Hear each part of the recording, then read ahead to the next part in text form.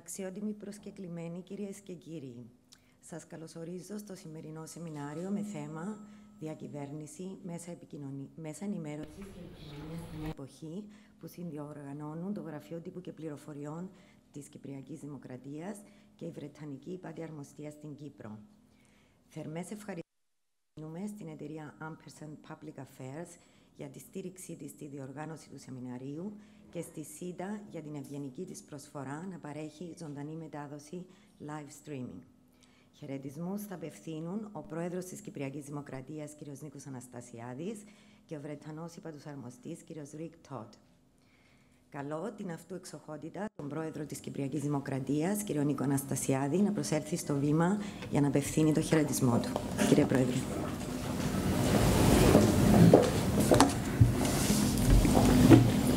Excellency, αγαπητές φίλες και φίλοι, δεν είναι απλά θεωρητικό θέμα το ότι τα κράτη και οι κυβερνήσεις έχουν υποχρέωση να επικοινωνούν με τους πολίτες.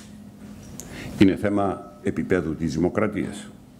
Παράλληλα είναι θέμα αποτελεσματικής εφαρμογής, αλλά και αξιολόγησης, και εκεί που χρειάζεται είναι θέμα επανασχεδιασμού της κυβερνητικής πολιτικής. Στις σύγχρονες δημοκρατίες, η κρατική επικοινωνία μέσω ενός κρατικού φορέα επικοινωνίας με τον πολίτη αναγνωρίζεται ως κέρια σημασίας για την συμμετοχική δημοκρατία. Γιατί πέρα του γεγονότος ότι ο καλύτερος πολίτης είναι ο ενημερωμένος πολίτης και βεβαίως ενεργός πολίτης, διευκολύνεται και η διαμόρφωση των πολιτικών του κράτους και κατά συνέπεια η εύρυθμη λειτουργία του ιδίου του κράτους. Ο πολίτης όχι μόνο γνωρίζει την κατεύθυνση προς την οποία εργάζεται η κυβέρνηση για το καλό της κοινωνίας και της χώρας, αλλά ενθαρρύνεται την ίδια ώρα να συμμετέχει στην διαμόρφωση των πολιτικών της κυβέρνησης. Στις μέρες μας, η επικοινωνία αποτελεί πτυχή κάθε κυβερνητικής δράσης ή και απόφασης, αφορά τον τρόπο που μια κυβέρνηση διαμορφώνει, προωθεί και εφαρμόζει τις πολιτικές της, αλλά και τις σχέσεις που οικοδομεί με τους πολίτες, τους εκπροσώπους των μέσων επικοινωνίας και όλες γενικότερα τις κοινωνικές ομάδες. Τα μέσα ενημέρωσης, από την άλλη, διαδραματίζουν σημαντικό ρόλο στην κρατική επικοινωνία. Στις ανοιχτές και δημοκρατικές κοινωνίες, ορθά τα μέσα μαζικής επικοινωνίας θεωρούνται βασικός πυλώνας της δημοκρατίας, καθώς έχουν την δύναμη να ελέγχουν κάθε μορφή εξουσίας, να ενημερώνουν τους πολίτες σχετικά με τα δημόσια ζητήματα και ουσιαστικά να εκπροσωπούν την κοινή γνώμη στα κέντρα λήψης αποφάσεων. Λειτουργούν, με άλλα λόγια, σαν διάβλος επικοινωνίας τόσο μεταξύ των κυβερνώντων και του λαού, όσο και ανάμεσα στις διάφορες κοινωνικές ομάδες και ενθαρρύνουν τον κοινωνικό διάλογο. Είναι, κατά την άποψή μου, τεράστια η σημασία της διατήρησης μιας υγιούς και αμοιβαία επωφελούς σχέσης ανάμεσα στην κυβέρνηση και τους εκπροσώπους των μέσων ενημέρωσης, ειδικά στην εποχή μας, η οποία χαρακτηρίζεται από τον πλουραλισμό των μέσων και από την ταχύτητα ιδιαίτερα μετάδοσης των πληροφοριών, λόγω βεβαίως και των τεχνολογιών που λειτουργούν ως ευκαιρία και πρόκληση για τους κυβερνητικούς φορείς επικοινωνίας, αλλά και για τα παραδοσιακά μέσα, ηλεκτρονικά και έντυπα.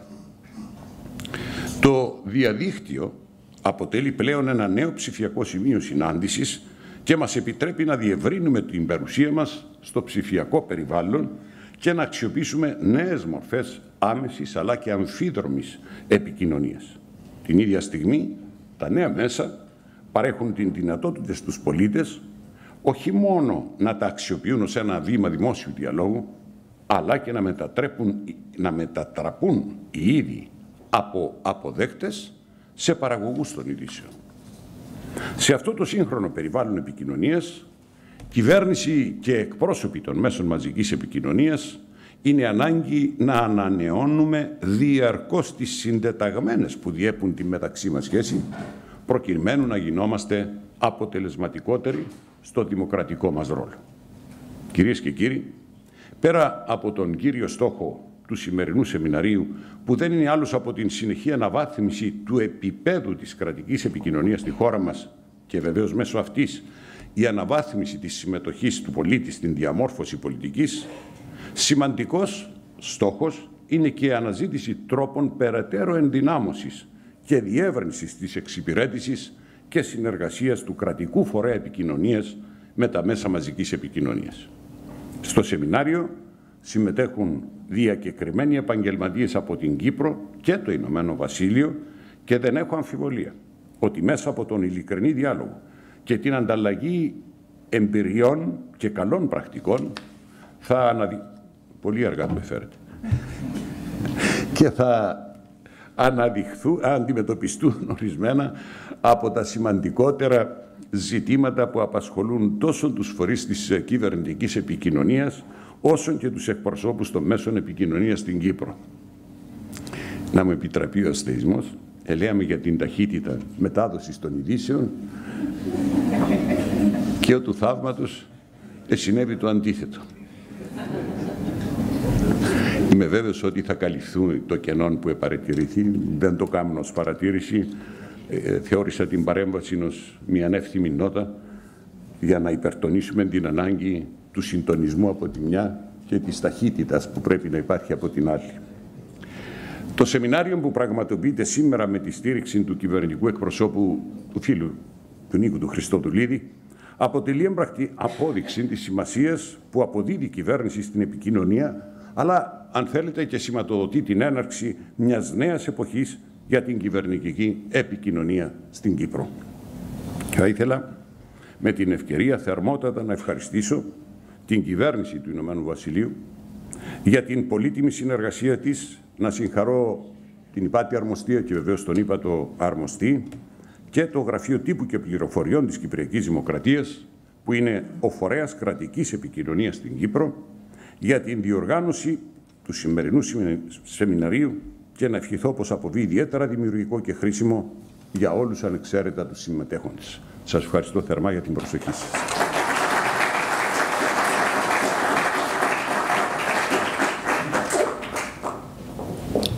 Ευχαριστούμε τον Πρόεδρο της Δημοκρατίας.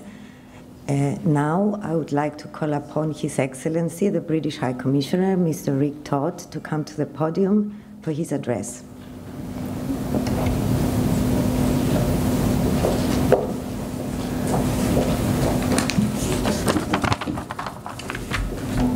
Κύριε Πρόεδρε, κυρίες και κύριοι, αγαπητοί φίλοι, θα ήθελα σήμερα να μιλήσω αγγλικά, because English is the language of diplomacy and also the language of communication.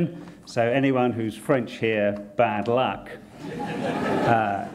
My first communication is I would like to say that I suffered an injury competing in the Ironman triathlon, or that I was parachute jumping or off-piste skiing. In fact, I tripped on my stairs and didn't think I'd done any harm to myself, but then discovered that, like Wayne Rooney, I have a broken metatarsal. Funnily enough, my foot injury is of less concern to the British media than that of Mr. Rooney. I don't know why.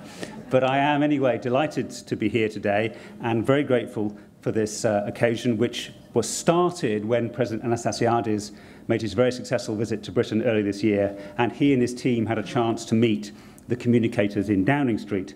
And I think what, just picking up the points which the President made, communicating is effectively is clearly a very important life skill, and diplomacy is all about communication. And for government, effective and good communication is essential, because in a democracy, the public have a right to and expect information, and debate about policy, about choices, is better if there is full and good information out there. And also public support for difficult decisions requires communication. Of course, good communication is a proof of good governance, but unfortunately, good communication does not guarantee popularity, but bad communication does guarantee unpopularity. So I think that communication, though, is not about putting out information in a rather old-fashioned way. It is about giving clarity. It's about giving the whole picture, trying to explain everything so that one element doesn't distort the totality. And just two examples of this. The first thing is the UK-Cyprus relationship, which is very close to my heart, and I'm sure to yours too. I see nods in the front row, which is excellent. The UK-Cyprus relationship, you see, contains all sorts of things. There are strong, controversial, emotional, historical ties, a very important past we share, but also very strong links now, human, tourist, education, business, shared interests, working together, and how we face challenges as we look to the 21st century. So it's important in the totality of that relationship that we acknowledge things which may be difficult, but we don't allow that to distract attention from the overall good, the overall totality. Second, I would say, if I may, Mr. President, the reforms which your own administration is carrying forward are another communication challenge, because citizens want to know why the reforms are being made, how the individual elements are part of a strategic whole, and what the future will look like. I almost jokingly think of this as being the toddler question and the teenager question. Anyone who's been in a car with small children will remember the voice from the back seat. When do we get there? That's the toddler question, which citizens quite reasonably ask. And those who have teenagers will remember the question, yeah, but what about me? So I think the teenager question is another thing which we have to deal with when we communicate. Of course, the challenges of communication are now greater than ever. The media plays a very important role. Newspapers, television, radio still matter very much. They help shape how messages are formed. But there is now much more media than ever before. It moves faster. A press release is not enough, nor is a bit of off-the-record briefing. And at a time of transition, of change, disruption to old certainties, reforms, austerities, and also higher public expectations from their government, you cannot deal with communication without, if I can call it, a strategy. There has to be a communication strategy. You have to strategize communications, and because those communications are such a fundamental part of what government does. A distinguished predecessor of Mr. Aiken, called Alistair Campbell, used to bang the table and say, "What's the message?" And that is quite an important point for governments or high commissions as you communicate. What is it you're trying to tell people, and what is it the individual step you as a government or you as a high commission are taking, and how does that fit into a cohesive strategic whole?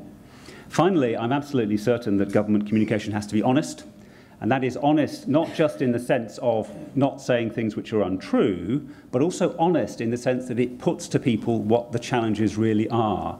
It's easy, and Mr. President will know this very well, any leader does, that you can sometimes win popularity for a day by saying what people want to hear. But if you want them to listen to you day after day, you have to be honest with them about the real choices which a country faces. Anyway, enough from me, an amateur in communications. We have experts here from the UK and Cyprus to discuss this very interesting and important theme. Thank you all for coming, and I'm sure it will be a very interesting day.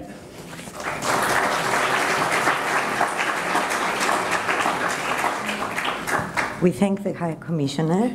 Και τώρα η κυρία Ελεονώρα Γαβριηλίδη, Διευθύντρια του Γραφείου Τύπου και Πληροφοριών, θα παρουσιάσει το θέμα «Ο ρόλος του φορέα Κυβερνητικής Επικοινωνίας». Κυρία Γαβριηλίδη, ο λόγος σε εσάς.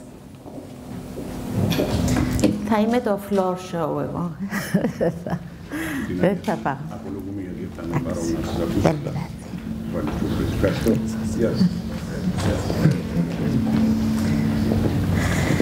Λοιπόν, για να δούμε λίγο τον ρόλο του κρατικού φορέα επικοινωνίας, πρέπει να απαντήσουμε, πιστεύω, δύο φιλοσοφικά κάπως ερωτήματα.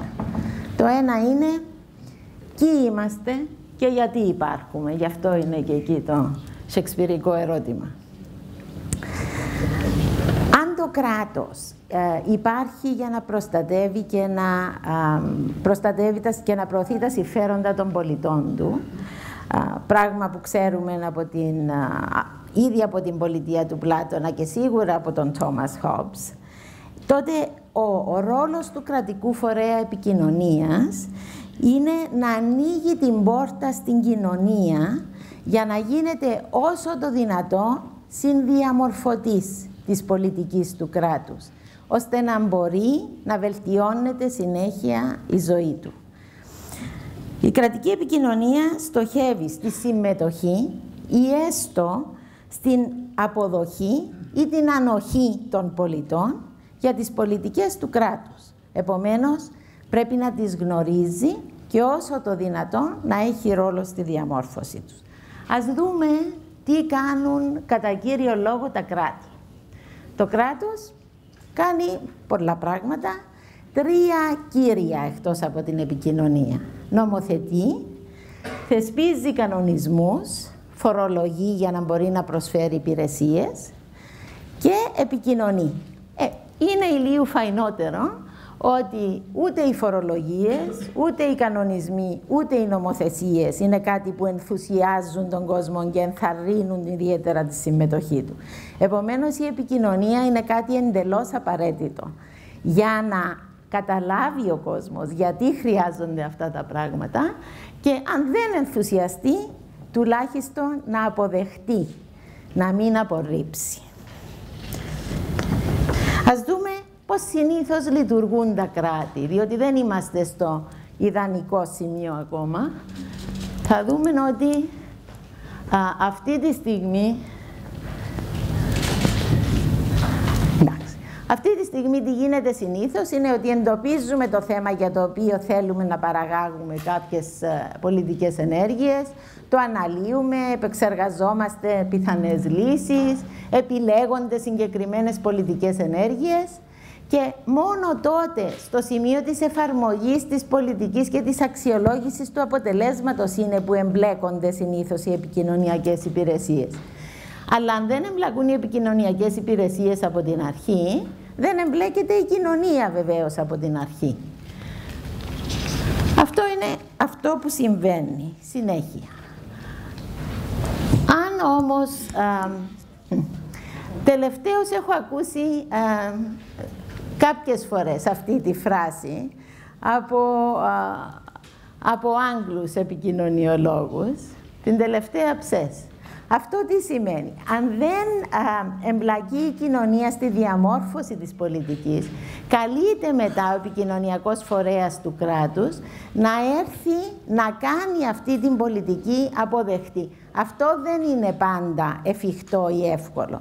Και εκείνος ο χρόνος που μπορούμε να εξοικονομήσουμε το χρήμα, η φαιά ουσία, μη εμπλέκοντας την κοινωνία από την αρχή δια του επικοινωνιακού φορέα, μπορεί να χρειαστεί να αναλαθούν αργότερα και μάλιστα με λιγότερο καλό αποτέλεσμα, αν η πολιτική μας δεν μπορεί να γίνει αποδεκτή από την κοινωνία. Επομένως, έχουμε ύστερα ένα έναο κύκλο και συνήθως την απογοήτευση της κοινωνίας. Επομένως, είναι σοφότερο, επειδή you can't put lipstick on a pig, και επειδή κατά το ελληνικό και όχι πολιτικός ορθόν, γι' αυτό δεν σας το έγραψα, τον αράπη και αν τον πλύνεις το σαπούνι σου χαλάς, πρέπει όσο το δυνατό περισσότερο να εμπλέκουμε την κοινωνία από την αρχή στη διαμόρφωση της πολιτικής. Να δούμε τώρα τι είναι η επικοινωνία. Θα σας πω τρία πράγματα που δεν είναι. Δεν είναι πληροφόρηση, δεν είναι διαφήμιση και δεν είναι προπαγάνδα. Δεν είναι πληροφόρηση ή τουλάχιστον δεν είναι μόνο πληροφόρηση. Είναι και πληροφόρηση, αλλά δεν εξαντλείται στην πληροφόρηση. Η πληροφόρηση είναι κάθετη, όπως όλα και τα τρία, από την κυβέρνηση στην κοινωνία.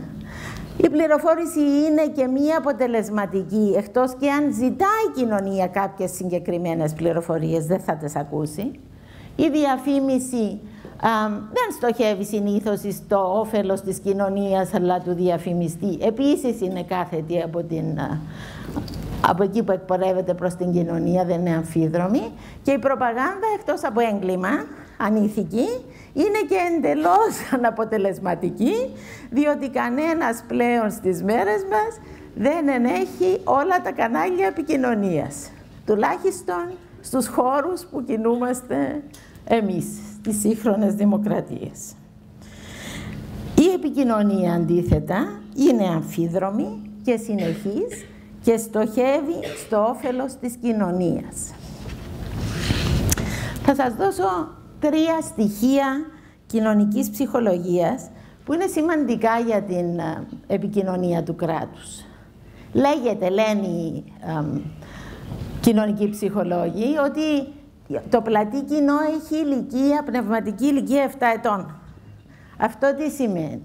Σημαίνει ότι τα μηνύματα μας πρέπει να είναι απλά, πρέπει να είναι επαναλαμβανόμενα και ότι διδάσκουμε καλύτερα με την εμπειρία. Όπως τα παιδιά στο σχολείο μαθαίνουν κάνοντας, έτσι και η κοινωνία όταν έχει την εμπειρία να δει, να ζήσει κάτι, το αντιλαμβάνεται και το δέχεται πολύ ευκολότερα. Το άλλο είναι ότι όλοι οι άνθρωποι πειθόμαστε περισσότερο, ακούμε περισσότερο τους όμοιους μας. Εκείνους που νομίζουμε ότι μας μοιάζουν. Ή τις εξουσίες που είναι πιο κοντά μας. Π.χ. την τοπική αυτοδιοίκηση, τους φίλους μας. Τώρα φίλους και ηλεκτρονικούς.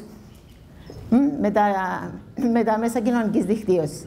Και το τρίτο είναι ότι δυστυχώς για μας που νομίζουμε ότι είμαστε λογικά όντα, στην ουσία ο άνθρωπος δίνει περισσότερη σημασία στο κανάλι από το οποίο παίρνει ένα μήνυμα, στον τρόπο, τον ήχο, τη γλώσσα του σώματος και τρίτο, στο νόημα, στην ουσία. Επομένως, δεν είμαστε όσο λογικά όντα είμαστε. Γι' αυτό, αν σκεφτούμε τι σημαίνουν όλα αυτά, θα δούμε ότι οι ενέργειες, η εμπειρία, οι πράξεις σημαίνουν πολύ περισσότερα από τα λόγια.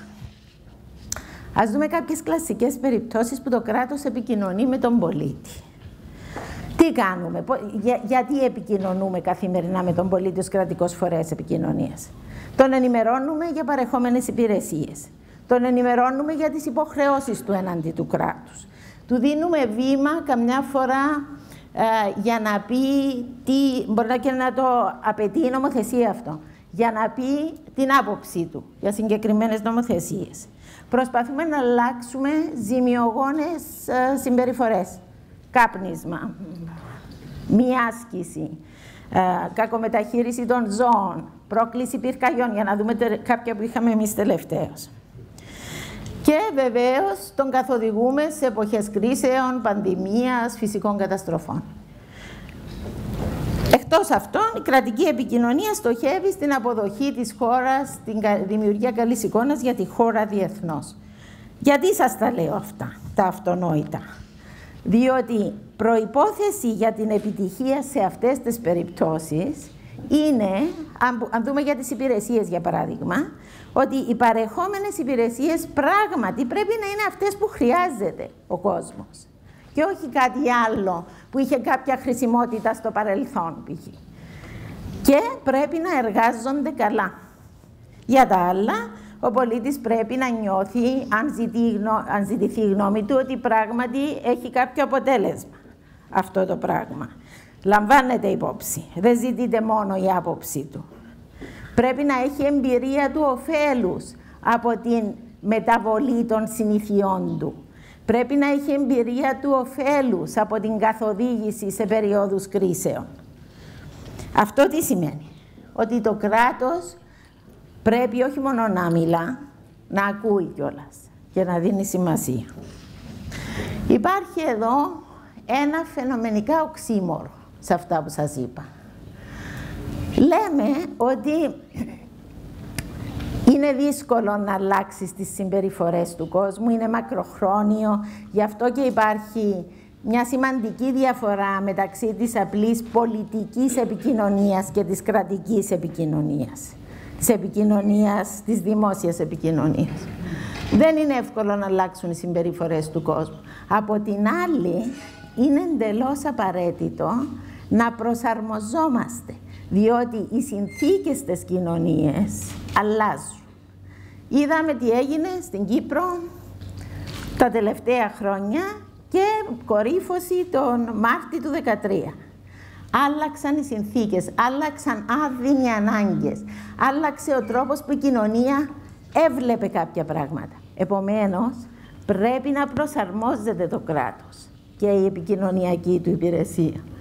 Και εδώ θα τελειώσω με την γνωστή ρίση του Δαρβίνου, ότι δεν είναι οι δυνατότεροι που επιβιώνουν, ούτε οι εξυπνότεροι, αλλά αυτοί που είναι έτοιμοι να αλλάξουν ανάλογα με τις συνθήκες.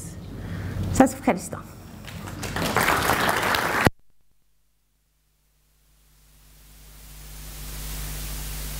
Με τη Διευθύντρια του Γραφείου Τύπου και Πληροφοριών, κυρία Ελεονώρα Γαβριηλίδη. I would now like to invite to the podium Mr. Alex Aiken, Executive Director for Government Communications UK, for his speech on the key elements of a successful government communications strategy.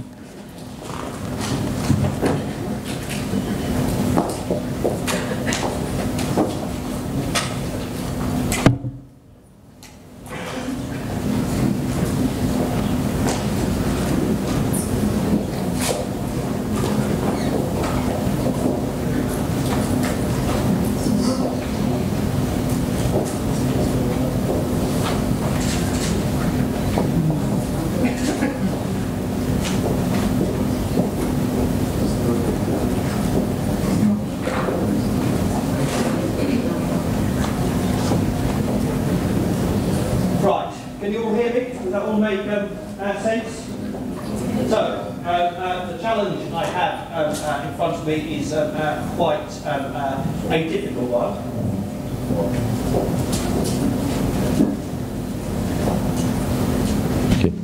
Okay, is that better?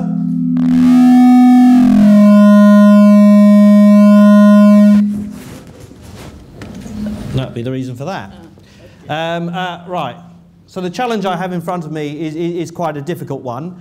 How do you deliver a successful communications strategy?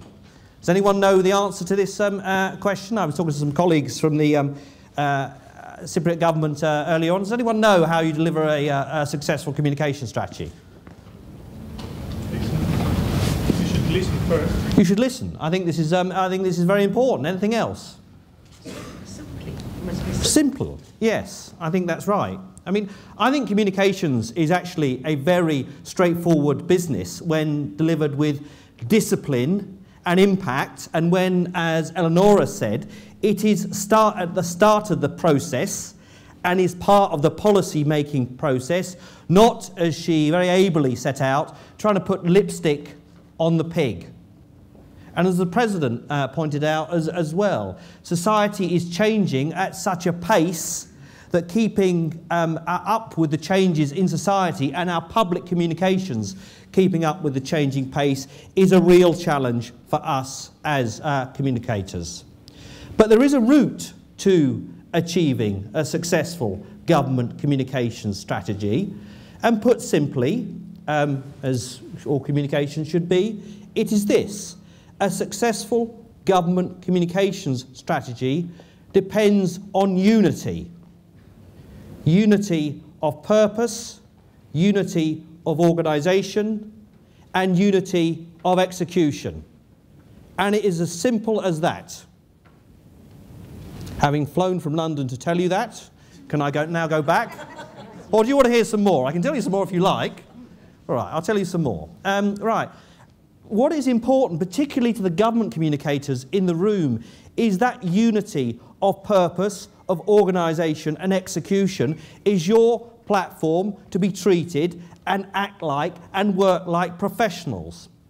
Communications is a profession because there is a body of knowledge that explains how it can work to have an impact on society for the public good.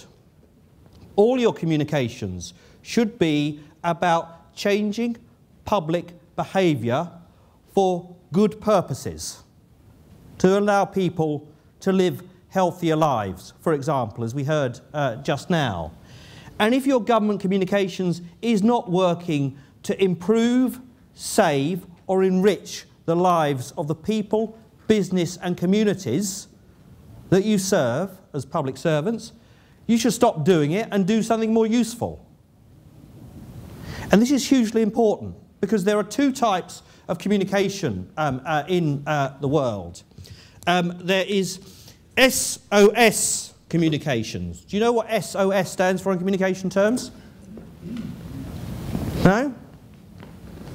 SOS in communication terms, the International Distress Signal, stands for sending out stuff.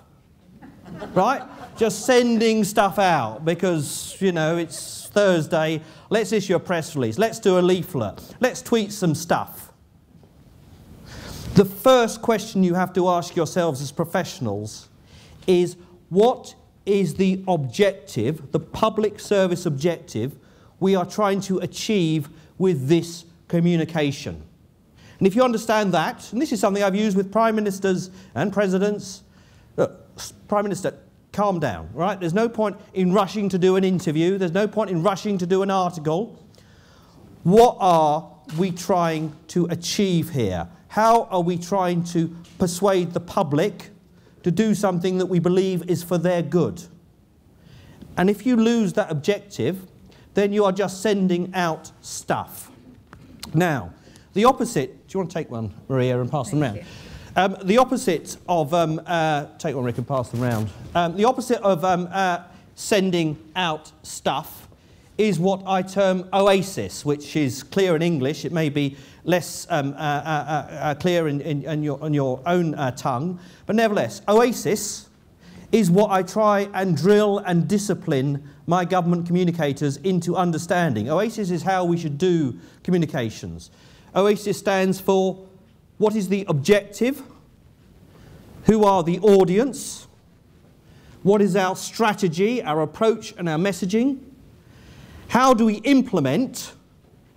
And then how do we score and evaluate what we do? And every communications problem I face, from how we tackle the threat of ISIL in Iraq and Syria to how I try and prevent young people from using hard drugs, I use that oasis framework.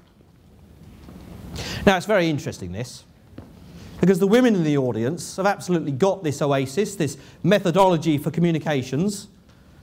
The men are struggling with it. I can see there's some blank looks on the faces. Let me explain, gentlemen. If you take a lady out for the evening in Nicosia or Limassol or wherever, you don't rush straight to the implementation. You think about your objective. You think about her and what she likes, wine bars or restaurants and so on. You think about your strategy. Then the implementation. Afterwards, how was it for you? Right? So that is the approach to communications that you need to follow. I will offer you another approach that is fundamental to communications. Communications should always be as simple as A, B, C. A stands for the audience. You are my audience, and my objective today is to serve you, to understand you, and to help you. And always thinking about the audience and the impact on the audience of your publications, of your media relations, of your internal communications in terms of your staff has to be the starting point for communications. Second, back to simplicity, brevity. B is for brevity, and keeping communications short. You are all guilty of sending out stuff. And you are all guilty of producing communications that is too long and boring. Does anyone not produce long and boring communications? There you are. Proved my point. Ah, yes, yeah, no, we got an expert in brevity. Yeah, all right. Do an expert. And third, our communications should be about a conversation to allow the audience to internalise what they are understanding about what is going on. And if you understand that, then that is part of the victory. Now, I'm absolutely delighted to be here in Cyprus. It's great to be here. It's a wonderful country with wonderful people. I grew up in North London, and I had many, and still do, many Cypriot friends who I'm delighted, like me, are Arsenal supporters. I hope there are no Tottenham supporters in the room. No, good. The enemy are absent. That's fantastic. Oh dear, oh dear, oh dear. Well, from England, they pursue you, Tottenham Hotspur fans. But, you know, I'm delighted to be here. But what the hell do I know about communications? I was part of the UK government communications operation that went down to the greatest electoral defeat in modern history in 1997 when the Conservatives lost office. I am famous on the web for ripping the head off a chicken. Have any of you ever done this? It's very empowering. Go and rip a head off a chicken. Now, if you look online, you'll see the story. It was a man dressed as a chicken. It wasn't actually a chicken. But I give those two examples to say, often you learn more from your mistakes and your failings than the things you don't get right, as long as you learn the lessons. There's no point in pretending to be excellent all the time. We all make mistakes. The trick is whether you learn from the lessons of your errors. And that is important because presumably in this room there are some press officers. Hands up if you're a press officer. Right, okay, there's a few press officers. I'm sorry, I was a press officer once. You're all going to be redundant and out of a job in a short time. I'm sorry to say that, but it's important for me to explain to you that I can see the world over, and it's true in Europe as it is in Asia and the Americas and across the world, that the nature of the communicator, for the reasons Elεονώρα and the President and Rick set out, is changing rapidly. I think the future communicator needs to be able to do 5 things. First, you need to analyse the data, the wealth that is available, and the wealth of data that is available online and from your government to properly target audiences. Because audiences are segmenting. They don't all read the same newspapers or watch the same television channels and more. There are communities of interest that you know operate online and in villages and towns and cities. And your ability to analyse data to say, this minister, this police chief or whoever you serve is where the audiences are. That ability to analyse data is the most important point. Second, there was a time when as government communicators we could dole out information because we owned all the information. Now the information is all out there on the web. The problem is organising the information. That is the challenge that we face, and therefore your ability to organise the content into ways that people understand. The whole point about the digital revolution is that we are going back to forms of communication that the first people who brought civilization to Cyprus would possibly understand. Pictures. You know, Twitter, the web is full of great pictures. The other thing that is now dramatically the most important form of communication is video and film. And all those long press releases and those long articles that we wrote are less influential. So the ability to organise content. After data, there's content. The third thing is the ability to build alliances and movements, to bring advocates for your cause together. Because societies Europe over are moving from a state of deference, where we generally believe government, to a state of reference, where we say, is that true? Is the President's words true? Well, of course they are, but nevertheless, people sometimes doubt it, and they ask their friends and family. What's the average level of trust in government across the European Union? 0. Cheeky. It's higher. 50%? Too high. Yeah, too high. 30%. What is the average level of trust of the opinion of a stranger that we have never met about a product or service that we look at online? Nearly 60, 70.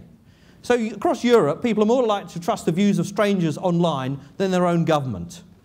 And that is hugely important. That is my point about building movements and bringing in advocates, community leaders, business leaders to our communications and making them part of the communications. Because we simply don't know everything there is to know in the world anymore as government, if we ever did, to be able to convince people to do what is in their own good. So data, content, movements are hugely, hugely important. The fourth thing you need to be is experts in behaviour change, the things that nudge and sometimes shove people in the right direction. Is anyone responsible for taxation communications? Right, taxation is where sometimes you just have to shove people and just say, do it. Nudging people to eat the right things, to exercise healthily, to be part of society, takes more sophisticated interventions around social norms and simplicity and all those things. But understanding the things that nudge and persuade people, the figures of authority that can be used to do that, is hugely important. The last thing I would say to you as government communicators is that I suspect as government communicators, you are all too nice. Is this true?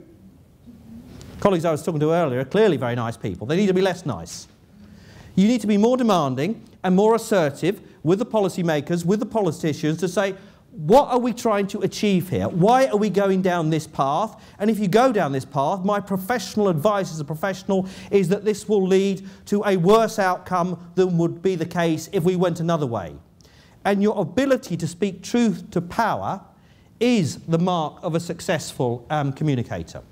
Now, government communications in the UK is far from perfect, but we have gone on a reform programme over the past year that is designed to professionalise what we do. So we've moved from a series of unconnected communicators to a single profession. We have brought in mandatory training where every government communicator has to do at least 4 pieces of professional training, including 1 session in digital and 1 session in evaluation, so they actually understand the way the world is changing and the way that they can prove their worth.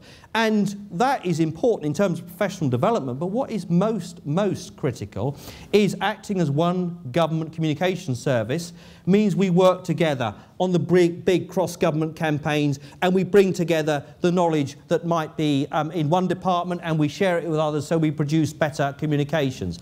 Just as a matter of fact and as a matter of routine, as I've explained to colleagues earlier, the fact that there is a Director of Communications meeting every month where we coordinate what we're doing, that there is a government grid where every ministerial tour, announcement, speech and so on is coordinated, is hugely important. And this all adds together to the fact that we know as a coalition what we are trying to achieve. It's not remarkable, in fact it's probably universal. What the coalition wants to achieve is to build a strong economy and a fairer society.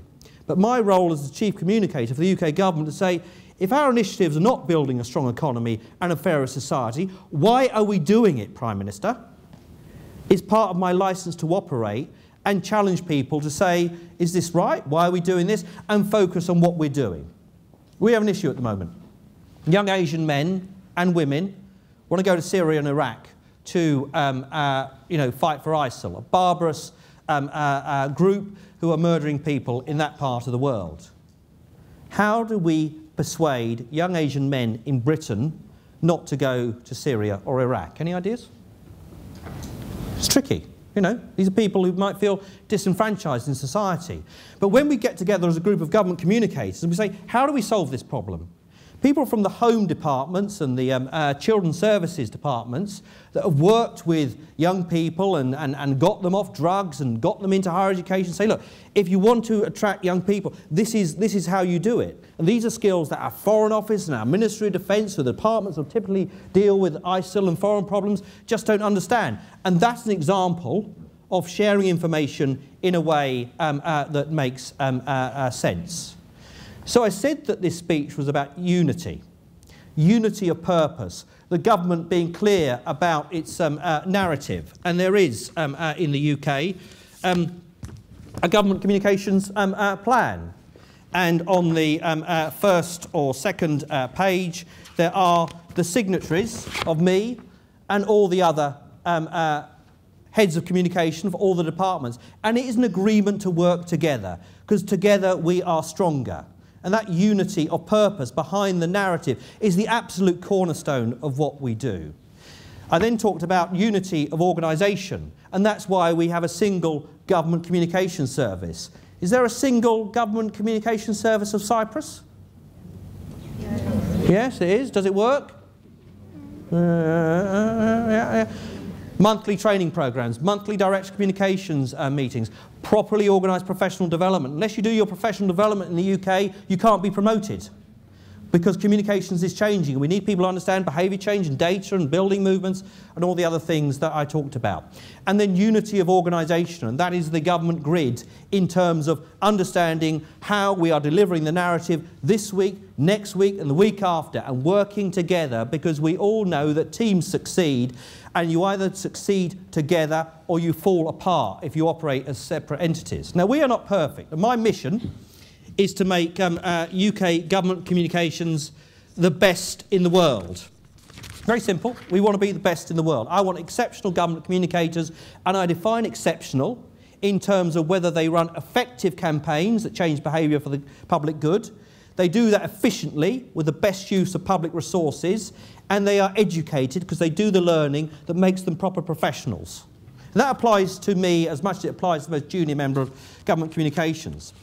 What we did to test whether we were exceptional, and this is where I will finish, is we undertook what we term capability reviews of every government communications team. This is a bit scary because we get independent experts, people like Robert and Stephen from the UK, in to test government departments. These are, third parties. Say, are you any good? What's your strategy? Where's your implementation? What are you doing? And I will share with you the scorecard we use where we judge people.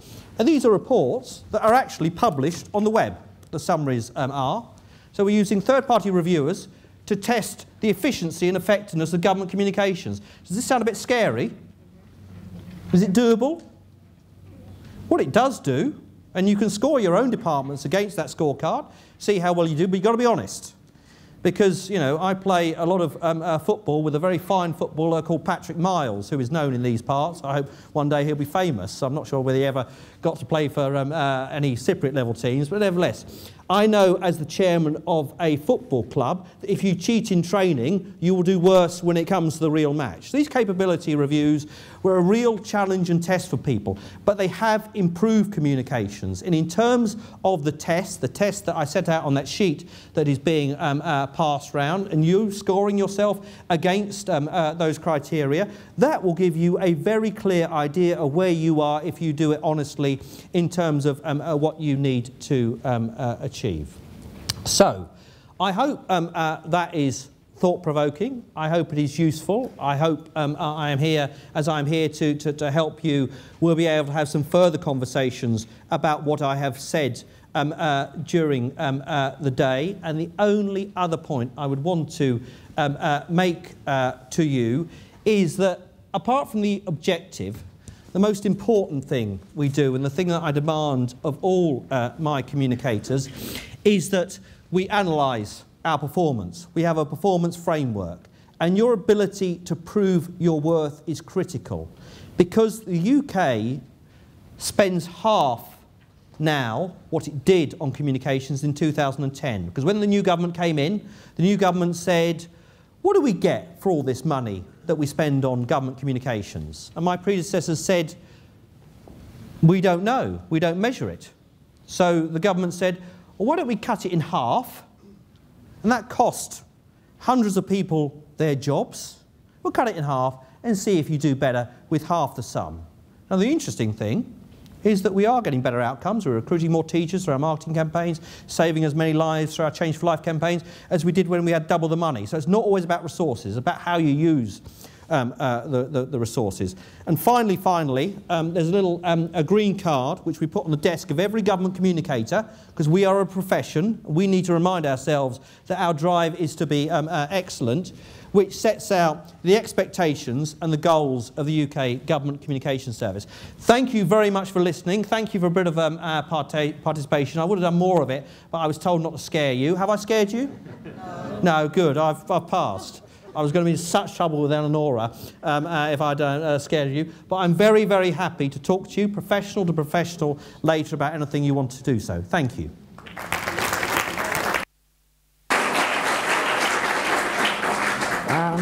Thank you, Mr. Aiken. We will have a 10-minute coffee break now.